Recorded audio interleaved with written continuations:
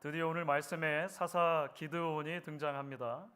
기드온 이야기는 사실 사사기의 6장 1절부터 시작이 됩니다만 이제 11절에 이르러서 기드온의 이름을 우리가 이제 만나보게 되는 것입니다. 그런데요, 사실 앞으로 펼쳐지는 이야기를 보면 이 기드온 이야기가 곧바로 우리가 알고 있는 그 가장 유명한 이야기, 미디안과의 전쟁 이야기로 연결되지 않는다는 것을 보게 됩니다. 300용사 이야기는 아직도 등장하지가 않는 것이죠. 왜 그럴까요? 전쟁을 치르기 전에 먼저 몇 가지 해결되어져야 할 중요한 문제가 있기 때문인 것 같습니다. 미디안이라고 하는 외부의 적과 싸우기 전에 먼저 해결되어져야 할, 먼저 짚고 넘어가야 할 내부의 문제가 있다라고 하는 것이죠. 여러분, 그런 의미에서 이 기드온이라고 하는 이름이 의미심장하다고 볼 수 있을 것 같습니다. 기드온이라고 하는 이름 뜻은 베다, 베어 넘기다 라고 하는 베어내다 뭐 이런 의미를 가지고 있는 동사에서 나왔습니다. 그러니까 cut down 또는 cut off 이렇게 번역될 수 있는 동사에서 나온 것이죠. 이것이 조금 더 이제 확장되면 무너뜨리다, 멸망시키다 이런 의미로도 확장이 됩니다. 그러니까 지금 만약에 히브리 독자들이 이 사사기를 읽어왔다면 미디안 7년 압제에 대한 해답으로 하나님께서 기드온이라고 하는 이름을 가진 사사를 세우셨을 때 이렇게 마음속에 보통 기대를 했을 것이라는 거죠. 하나님께서 드디어 이 기드온이라고 하는 사사를 들어 사용하셔서 이 미디안을 베어내시려는가 보다, 미디안을 다 쫓아내시려는가 보다 이렇게 기대를 했을 것입니다. 그런데 여러분, 말씀드린 것처럼 미디안을 베어내기 전에 먼저 베어내야 할 것이 필요했다는 것입니다. 그래서 6장에 보시면 나머지 이야기들이 미디안과의 전쟁 이야기 7장에서 이제 시작이 되는데요. 그 전에 등장을 하는 것이죠. 무엇이 문제였을까요? 하나는 기드온 안에 있는, 그리고 그 기드온 안에 있는 것으로 대표되는 이스라엘 백성들의 두려움의 문제입니다. 두려움. 의기소침함, 영적인 침체의 문제라고도 볼 수가 있습니다. 다른 하나는 기드온을 비롯해서 이스라엘 전체에 깊이 뿌리 내리고 있는 우상 숭배의 문제입니다. 그래서 6장은 나머지 이야기가 이 두 가지 문제를 하나님께서 어떻게 다루어 주시느냐를 우리에게 소개해 주고 있는 것이죠. 그래서 오늘은 우선 먼저 우리가 이 첫 번째 부분에 대해서 함께 생각을 해보고 하나님께서 우리에게 주시는 은혜를 나눌 수 있으면 좋겠습니다. 오늘 이제 시작하는 11절 말씀을 보시면 여호와의 사자가 이제 기드온을 처음 만나는 장면을 이렇게 소개를 하고 있습니다. 11절 말씀인데요. 여러분 저와 함께 같이 읽어주시면 좋겠습니다. 같이 읽습니다.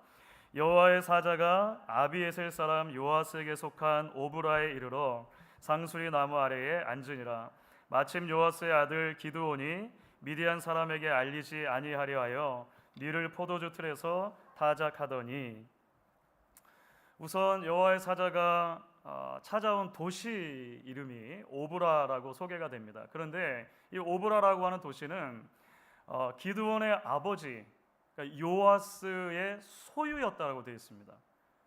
다시 말하면 이제 이 기드온 가정은, 기드온 가문은 이 므낫세 지파에서 한 성을 차지하고 있을 만큼 굉장히 유력한 가문입니다. 사실은 성주, 영주라고 말할 수 있겠죠. 기드온은 그 성의 주인, 그 영주의 아들이 되는 셈이에요. 그런데 여호와의 사자가 기드온을 만났을 때, 그리고 우리가 성경에서 이제 처음 마주대하는 기드온은 웬일인지 두려움에 가득 차 있는 모습입니다. 의기소침하기 이를 데 없는 모습이라고 하는 것이죠. 우리가 지난주에도 잠깐 말씀드린 것처럼 여호와의 사자가 기드온을 처음 만났을 때 그는 무엇을 하고 있었냐면 포도주 틀에서 밀을 타작하고 있었습니다. 사실 이스라엘의 농경 문화에서는요, 이 밀이라고 하는 것은 넓은 타작 마당에서 보통 타작을 하는 것입니다. 이 밀을 타작하는 타작 마당은 성 밖의 넓은 공터에 공용으로 사용할 수 있도록 그렇게 마련되어 있었습니다. 반면에 포도주 틀은 성 안에 있는 거예요. 성 안에. 보시는 사진을 보시면 당시에 이제 이 포도주 틀이 어떻게 생겼는지를 볼 수가 있는데 이스라엘 쪽에서 발견된 모습입니다. 보통은 땅에, 특별히 이제 바위 단단한 곳에다가 구멍을 땅에다 파는 것입니다. 가장 기본적인 형태가 보시는 것처럼 두 개의 구멍을 파는 거예요. 위에 동그란 구멍이 있고 아래 보면은 네모난 구멍이 있죠. 꽤 깊습니다. 그리고 가운데를 이렇게 흘러갈 수 있는 수로처럼 또 팠죠. 위에 있는 동그란 곳에다가 포도를 다 집어넣는 거예요. 그리고 포도를 밟죠. 포도를 밟으면 찌꺼기는 밑으로 가라앉고 이제 포도즙만 아래에 있는 네모난 곳으로 모이게 되는 것입니다. 그곳에서 발효를 시키면 이제 포도주가 되는 거예요. 지역에 따라서 시대에 따라서 조금 더 양질의 포도주를 만들려면 어떻게 하면 될까요? 구멍을 몇 개를 더 파는 거예요. 3개, 4개짜리 이렇게 있는 그런 고고학적인 바이블들도 있습니다.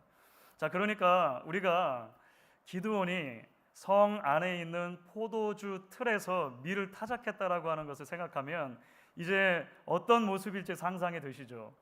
땅에 파 있는 저 구멍에 숨은 거예요. 그렇죠? 누가 볼세라 저 구멍에 자신의 몸을 숨기고 밀을 거기서 타작하고 있습니다. 게다가 여기서 사용된 타작하다라고 하는 히브리 동사가 사실은 구약 성경에서 밀을 타작할 때는 잘 안 쓰는 단어입니다. 밀을 타작할 때는 이렇게 큰 나무 둥치 같은 데다 놓고 그 밀을 이렇게 때려가지고 곡식을 떨게 되거든요. 그런데 여기서 사용된 단어는 뭐냐면, 혹시 여러분 시골에서 깨나 콩이나 이런 거 이렇게 거두면 막대기로 이렇게 떨죠. 기억나시는 분들 계실 것입니다. 그 단어예요. 작은 곡식들을 떨어내는 것.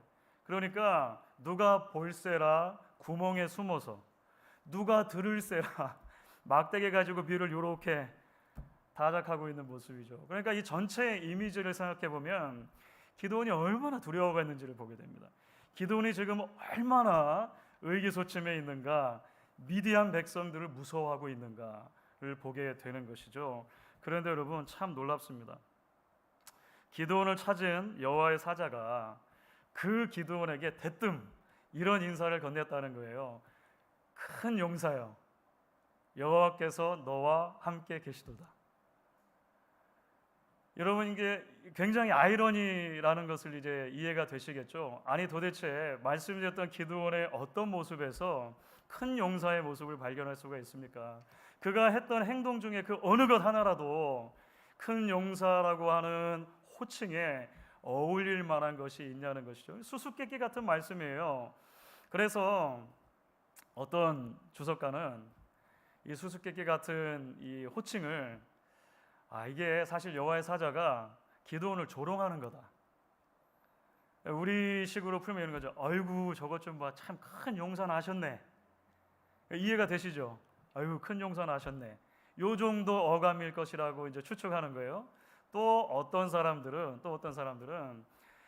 이것은 기드온 안에 있는 잠재성을 보고 말하는 것이다. 기드온아, 내가 지금은 잘 모르지만 앞으로 큰 용사가 될 수 있을 거야. 그러니까 너를 믿어야 돼. 이렇게 말하는 것이다라고 풀려는 그런 주석가들도 있습니다. 자, 그런데 여러분 이미 짐작을 하시겠습니다만 사실 이런 종류의 해석에는 근본적인 문제가 있어요. 안타깝게도 이런 종류의 해석들이 성경 자체에서 그 큰 용사라고 기드온을 불러주시는 이유를 설명하고 있는 대목을 놓치는 거예요. 그러니까 성경 자체가 뭐라고 이 전체 이야기 앞뒤에서 말하는지를 놓치고 있다는 것이죠. 사실 말씀드린 것처럼 12절 자체 말씀 안에 보시면 그 열쇠가 들어 있습니다. 큰 용사여라고 부른 다음에 그 뒤에 따라 나오는 것이 어떤 표현입니까? 여호와께서 너와 함께 계시도다. 사실 이게 답입니다. 왜 기드온을 큰 용사라고 부르는 거냐면 여호와께서 함께 계시기 때문에 큰 용사인 거예요. 여호와께서 그를 부르기로 작정하셨고 그와 함께 해주기로 작정하셨고 그를 통해서 미디안 백성으로부터 이스라엘을 구원하기로 작정하셨기 때문에 그가 큰 용사인 것입니다. 실제로도 히브리 원어의 어순 자체가 이렇게 바뀌어져 있습니다. 여호와께서 너와 함께 계시도다 큰 용사요. 이렇게 되어 있습니다. 이렇게. 자, 그런 의미에서 보시면 14절이 중요한 거예요. 14절 말씀 여러분 같이 한번 읽어보겠습니다.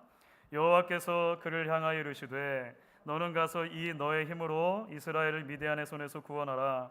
내가 너를 보낸 것이 아니냐 하시니라. 이 너의 힘으로라는 표현이 있잖아요.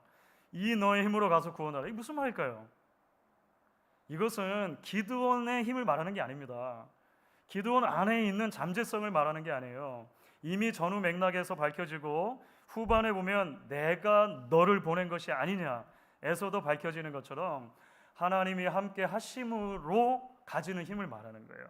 하나님이 함께 해 주시는 힘을 말하는 것이죠. 자, 그런데 다음 절을 보시면 기드온이 말씀을 오해해요. 기드온도 오해를 합니다. 그래서 15절에 보면 기드온이 이렇게 말을 했다는 거예요. 제가 읽습니다. 오 주여, 내가 무엇으로 이스라엘을 구원하리까? 보소서, 나의 집은 므낫세 중에서 극히 약하고 나는 내 아버지 집에서 가장 작은 자니이다. 기드온이 여전히 자신을 보고 있죠. 여러분, 기드온의 시선이 어디 있는지 아시겠죠? 자기를 보고 있는 거예요. 자기가 가진 힘을 보고 있는 것입니다. 사실 말씀드렸던 것처럼 기드온이 지금 이 한 말은 사실과는 조금 다릅니다. 기드온은 지금 자신의 아버지 집이 므낫세 지파에서 너무 작고 자신도 너무 미약하다라고 말하는데요. 사실 기드온의 아버지는 말씀드린 것처럼 그 성의 주인이에요. 그래서 영주이죠. 제법 유력한 가문입니다. 기드온은 그 아들인 거죠. 왜 기드온이 이렇게 말할까요? 여러분, 이건 겸손이 아니죠. 겸손이 아니죠. 자기 자신을 지금 누구와 계속 비교를 하는 거냐면 미디안과 비교를 하는 거예요. 미디안의 그 수많은 숫자, 그리고 그들이 가지고 있는 강력한 힘과 자기를 비교하니까 늘 작아 보이는 것이죠. 턱없이 자신의 힘이 부족하다라고 생각되는 것입니다. 이것은 두려움이죠. 이것은 영적인 의미에서 의기소침이라고 말할 수 있는 거예요. 그래서 하나님이 뭐라고 하시냐면 한 번 더 말씀하시죠. 한 번 더 말씀하시는 게 16절입니다. 16절 여러분 같이 한번 다시 읽으시면 좋겠습니다. 여호와께서 그에게 이르시되 내가 반드시 너와 함께 하리니 내가 미디안 사람 치기를 한 사람 치듯 하리라 하시니라. 내가 너와 반드시 함께 한다. 또 말씀해 주세요. 최근에 제가 읽은 책 중에 박웅현 씨의 8단어라는 책이 있어요. 그 책이 이렇게 생겼습니다. 이 박웅현 씨를 아실지 모르겠는데 사실 한국의 대표적인 광고 홍보 전문가입니다. 카피라이터이기도 해요. 여러분들이 이분의 이름은 안 들어보셨어도 아마 이분이 만든 카피 중에 기억나는 게 몇 개 있을지 모르겠어요. 놀랍게도 나이는 숫자일 뿐이다. 이분이 카피로 만든 거예요. 나이는 숫자일 뿐이다. 뭐 이런 거. 잘자 내 꿈꿔. 이거 아시는 분들 계실란가 모르겠는데 잘자 내 꿈꿔도 이분이 만드신 거예요. 그녀의 자전거가 내 가슴 속으로 들어왔다. 이거 기억나시는 분 계세요? 조금 오래된 광고긴 합니다만 하여간 이런 거 이분이 만드신 거예요. 이분이 카피를. 8단어라고 하는 이 책은 이 박웅현 씨가 인생을 대하는 우리의 자세 이렇게 이제 부제를 붙여가지고 자기가 생각했을 때 우리 인생을 살 때 굉장히 중요한 8가지의 주제를 뽑아요. 그리고 그 8가지 꼭지에 대해서 이제 강연을 한 것을 이제 책으로 쓴 것입니다. 굉장히 제가 재미있게 읽었고 또 굉장히 많은 깨달음도 있고 도전이 있었어요. 여러분들도 기회가 되시면 읽어보면 좋을 것 같습니다. 이 책에서 다루는 첫 번째 주제, 첫 번째 꼭지가 그런데 자존과 관련된 것입니다. 자존, self-esteem, self-confidence죠. 자존과 관련돼요. 건강한 자아상, 건강한 자존감을 갖는 것이 우리 인생에 참 중요하다 이런 논지인 거죠. 그러면서 이분이 이제 이런 말을 책 중간에 하더군요. 여러분 삶의 기준점을 여러분 밖에 찍지 말고 여러분 안에 찍으십시오. 이런 말을 해요. 삶의 기준점을 여러분 밖에 찍지 말고 여러분 안에 찍으십시오. 이게 무슨 의미일까요? 그렇죠. 남과 비교하지 말고 다른 사람이 만들어 놓은 기준이나 상자에 여러분 가두지 말고 자신 안에 있는 빛을 계속 찾아가라. 이런 말씀하시는 거예요. 자신 안에 있는 빛을 계속 찾다 보면 그것을 모아 보면 별이 될 수 있다. 이런 이야기를 해요. 그래서 이분이 어렸을 때부터 딸이 어렸을 때부터 계속 그런 얘기를 하셨다는 거예요. Be yourself. 네 자신이 되라. 네 자신이 되라.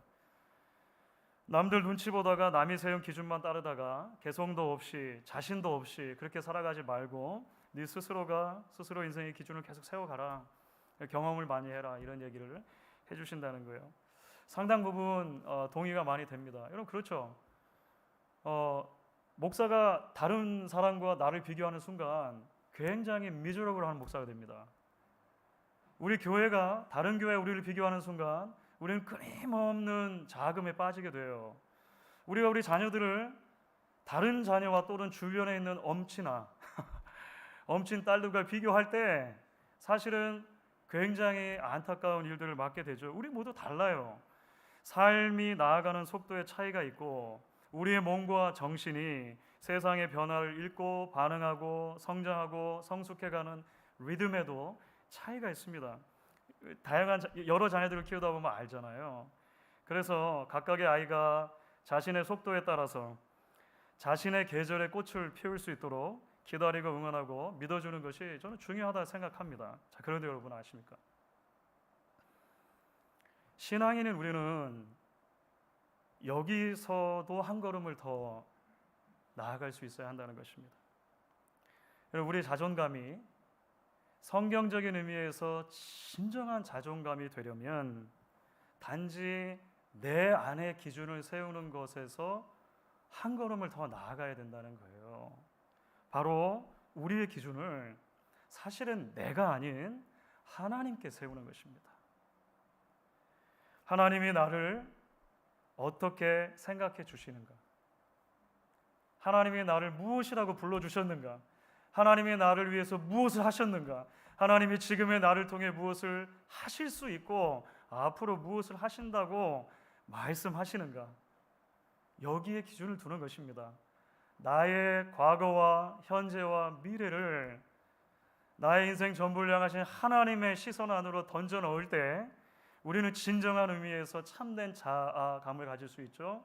우리가 가지고 있는 온갖 종류의 두려움, 염려, 우리가 이 땅에 발 딛고 살아가는 동안 시시때때로 우리에게 다가오는 감정의 동요들과 의기소침함들을 베어낼 수 있는 것입니다. 뉴욕에서 목회를 하는 제 참 좋은 친구 목사님 한 분이 계시는데 최근에 책을 하나 썼어요. 두 번째 책인데 그 책의 제목이 춤추는 고래는 행복하다입니다. 친구 목사님이 예전에 이제 처음 책을 썼을 때는 이제 거북이는 느려도 행복하다 이거 있는데 본인 말에 의하면 거북이처럼 너무 두 번째 책을 늦게 써가지고 늦게 나왔다고 하더라고요. 아주 따끈따끈한 책이라서 아직 제가 받아보지 못했는데 친구 목사님이 본인의 SNS에다가 이제 이 책을 소개하면서 이 책의 한 대목을 옮겨 놓았는데 몇 주 동안 계속 마음에 좀 남아 있습니다. 이분이 이렇게 말을 했어요.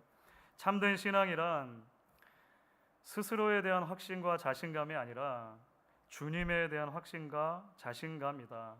말하자면 자신감, self confidence가 아니라 주신감입니다. Christ confidence다. 이런 말을 했어요. 이 주신감이라는 표현이 오래도록 제 마음에 남아 있습니다. Christ confidence. 사랑하는 여러분, 오늘 말씀 가운데 하나님께서 기드온에게 3번이나 이런저런 모양으로 말씀하시는 거예요. 내가 너와 함께한다. 임마누엘이죠. 임마누엘. 내가 너와 함께한다라고 하는 약속을 3번이나 주세요.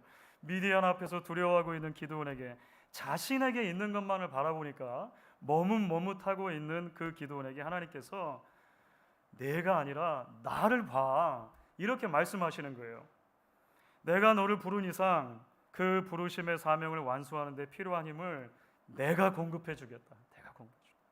너에게 지금 필요한 것은 자신감을 넘어 주신감이 필요한 거야 라고 여호와의 사자 또는 여호와께서 말씀을 하십니다. 사랑하는 여러분, 저는 이 말씀을 이제 오늘 기도원 이야기를 읽으면서 신약 성경의 한 대목이 자꾸 떠오릅니다. 우리 주님께서 베풀어 주셨던 오병이어의 기적 이야기가 저는 자꾸 겹쳐오는 것을 봐요. 여러분, 주님을 만나보기 위해서 수많은 무리들이 광야로 나옵니다. 광야에서 예수님의 말씀을 듣기도 하고, 예수님께서는 그 광야에서 수많은 사람들의 병을 고쳐주기도 하셨습니다. 시간이 흘러요. 그래서 어둑어둑 해가 지게 되었습니다. 이제 제자들의 마음이 어디로 가냐면, 하루 종일 그렇게 예수님의 말씀 듣고 예수님 곁에 있다가 배가 고팠을 군중들에게 향하는 거예요. 무리들에게 향하는 거예요. 그래서 제자들이 예수님께서 말하는 것이죠. 이곳은 빈들이요 때도 이미 저물었으니 무리를 보내어 마을에 들어가 먹을 것을 사 먹게 하소서. 오병이어 기적은 이제 마태, 마가, 누가, 요한 다 기록되어 있는데 제가 마태복음 버전을 가지고 일단은 말씀을 드리는 거예요. 자, 여러분, 근데 그때 예수님께서 제자들이 뭐라고 말씀하시는지 아십니까? 예수님은 제자들 이렇게 말씀하세요. 갈 것 없다. 너희가 먹을 것을 주어라. 이렇게 말씀하십니다. 갈 것 없다. 너희가 먹을 것을 주어라. 제자들이 굉장히 당황했겠죠. 아니, 예수님 뻔히 아시잖아요. 제자들도 하루 종일 예수님과 같이 있었잖아요. 그들이 그 수많은 무리를 먹일 그 음식을 갖고 다니는 것도 아니잖아요. 요즘 같으면 뭐 밥차라도 부르고 딜리버리라도 시킬 수 있다라고 하지만 이런 거는 제자들에게는 선택지가 아니지 않습니까? 그래서 제자들이 예수님께 이렇게 말했다라고 마태복음이 말하는 거예요. 여기 우리에게 있는 것은 떡 5개와 물고기 2마리 뿐입니다. 이런 게 무슨 말일까요? 예수님, 탈탈 털었는데 우리 가족은 다 모아도 물고기 2마리, 떡 5개밖에 되지가 않습니다. 이것 가지고 어떻게 이 사람들을 먹일 수 있습니까? 이런 말이죠. 이게 이 사람들에게 어떻게 충분할 수 있습니까? 라고 하는 의미가 담겨 있어요. 그런데 여러분, 우리는 너무나 잘 알고 있습니다. 주님께서 그걸 받으세요.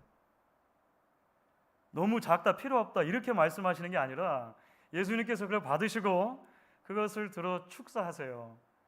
그리고 12 제자들에게 가서 나눠주라는 것입니다. 놀랍죠? 여자와 어린아이들을 제외하고 5,000명이 그것으로 배불리 먹습니다. 그러니까 한 2만 명 정도 되는 사람들이 먹었을 거예요. 더군다나 남습니다. 그렇죠? 12바구니가 남아요. 12바구니가 남았다는 것입니다. 여러분, 이 이야기에서 대조되는 것이 무엇입니까? 제자들의 시선과 주님의 시선이 대조되죠. 제자들이 가지고 있는 것과 주님의 능력이 대조되는 것입니다. 이 이야기가 우리에게 말하는 것은, 믿음이라고 하는 것은 결국 무엇인가? 우리에게 있는 떡 5개, 물고기 2마리, 그것이 맞지만, 그것을 그대로 인정해야 하지만 그것에만 우리의 시선이 머물러 있는 것이 아니라 그것을 통해서 하나님의 놀라운 일을 이루실 주의 능력을 바라보라는 것입니다. 주 안에 사랑하는 여러분, 사실 우리는 얼마나 많은 경우에 우리에게도 기도원과 같은 모습 또는 이 기적을 체험하기 전에 제자들의 모습이 있는지 알 수 없습니다. 우리는 어느덧 한 해의 끝자락에 서 있습니다. 한 해의 끝자락에서 한 해를 마무리하기도 하고 또 새로운 해 2024년을 내다보기도 하는 것이죠. 이런저런 구상을 해야 하는 시기, 계획을 해야 하는 시기, 우리의 생각을 정리해야 하는 시기이기도 합니다. 뭐 우리 교회도 마찬가지죠. 지금 한참 그런 일들을 하고 있습니다. 여러분, 개인도 마찬가지실 거예요. 가정이나 또 여러분의 사업도 그러실 것 같습니다. 그런데 여러분, 혹시 바로 이 시점에서 여러분의 마음을 두렵게 하거나 의기소침하게 만드는 것들 있지 않습니까? 어떤 분들에게는 한 살 더 먹어갈 나이, 이전과 같지 않을 체력, 이제는 곁에 없게 될 우리의 자녀들이실 수도 있어요. 이 현실적인 문제잖아요. 그렇죠? 여러분, 놀랍게도 저희도 내년이면 진정한 의미에서 엠티 네스티드 선배님들이 많이 계시는데요. 저희도 이제 막내가 대학 가지 않습니까? 여러분, 누군가에게는 여전히 기대되는 재정적인 어려움, 여전히 뻔히 보이는 변하지 않을 환경, 자라지 않는 우리의 믿음과 같은 것들이 될 수도 있을 것입니다. 하지만 주 안에 사랑하는 여러분, 기도원을 부르신 하나님께서 오늘 저와 여러분에게도 말씀하십니다. 큰 용사여, 여호와께서 너와 함께 계시도다.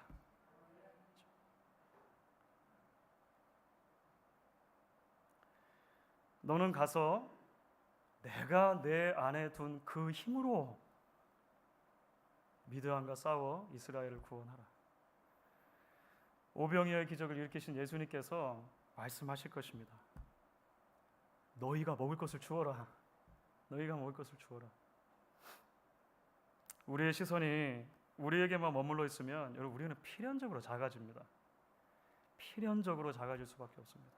하지만 우리의 눈을 들어 우리와 함께 하시는 하나님을 바라볼 때, 우리에게 복주마하신 그분의 약속을 바라볼 때, 우리는 영광스러운 하나님의 꿈을 함께 품을 수 있게 되는 것입니다. 여러분, 사도 바울이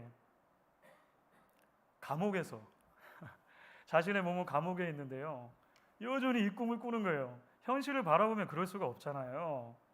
에베소서 1장 제가 그래서 3절부터 6절까지 말씀을 보도록 하겠습니다. 이것은 바울의 감옥에서 에베소 교회 성도들에게 보내는 편지 일부예요. 에베소서 1장 3절부터 6절입니다. 찬송하리로다.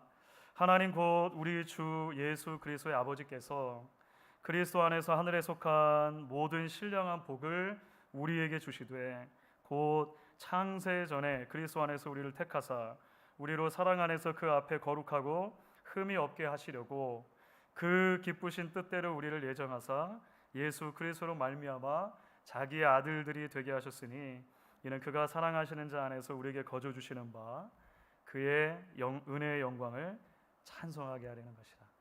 아멘. 아멘. 오늘 다시 한번 주님이 주시는 약속의 말씀을 붙드는 여러분 되실 수 있기를 소망합니다.